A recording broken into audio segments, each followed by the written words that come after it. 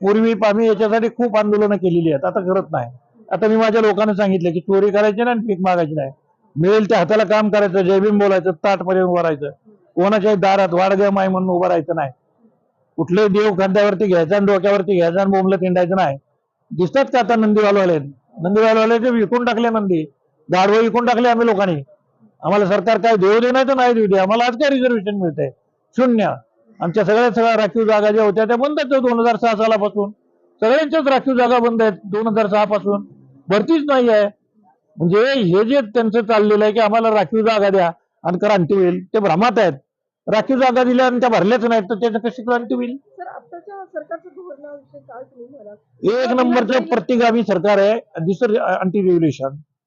26 जानेवारी 50 ला जी रिव्होल्युशन झाली, तर आता काल 22 तारखेला अँटी रिव्होल्युशन